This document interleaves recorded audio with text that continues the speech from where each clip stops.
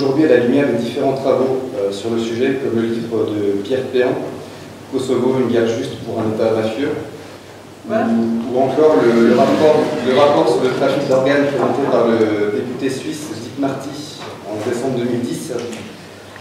Est-ce que vous pouvez aujourd'hui reconnaître qu'il y a eu trafic d'organes Vous êtes malade ou quoi? Enfin, vous lisez Péan, et vous le croyez. Je sais pas, Péan qui n'est jamais allé. Il y a même un député suisse, Dick Marty. Mais non! Mais vous n'avez pas lu son rapport. Il a trouvé une seringue dans une maison verte. Vous êtes fou. Pourquoi vous voulez m'insulter? Je refuse de répondre à cette question. J'ai fait toute ma vie la preuve que je ne faisais pas du trafic d'organes. Laissez Péan, qu'il aille se faire foutre, s'il vous plaît.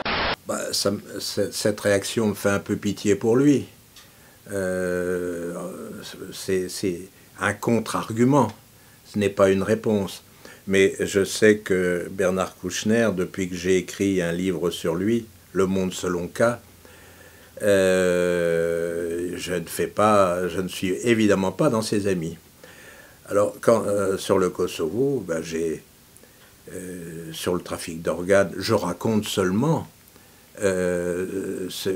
la réaction qu'il avait eue. Je raconte beaucoup les trafics d'organes, mais quant au lien avec, éventuel avec Kouchner, la seule chose que je dis de façon claire, c'est dire qu'il aurait dû savoir, vu sa position, et comme c'était le patron, et que tout remontait, et donc j'ai tout simplement repris ce qu'avait écrit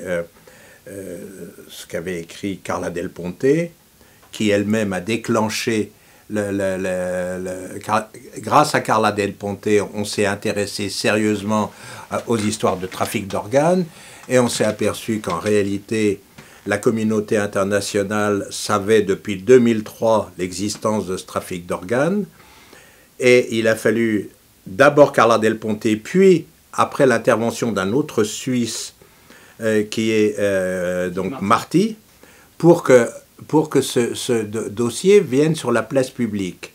Et dans ce cadre-là, j'ai raconté aussi la scène où, à côté de Pristina, il y a un journaliste serbe qui lui pose une question sur la Maison Jaune, où il y aurait eu donc des interventions chirurgicales terribles, monstrueuses. Et donc, il y a un journaliste serbe qui pose cette question-là, et il s'emporte, et ça se termine par un grand éclat de rire. Donc moi, je ne fais que reprendre ça, mais voilà, je ne dis pas autre chose que ça. Je pense que il est dans l'affaire du Kosovo comme un grand militant. Et le propre d'un militant, c'est de croire que ce qu'on veut croire, et ce qui justifie votre action et votre engagement. Depuis le début des années 90, Kouchner s'est engagé d'une façon extraordinairement forte et violente contre les Serbes. Ces Médecins du Monde, dont il était le président, qui a lancé ces images horribles contre les Serbes, en laissant, enfin plus que suggérant, qu'il y avait des camps de concentration et des camps d'extermination faits par les Serbes.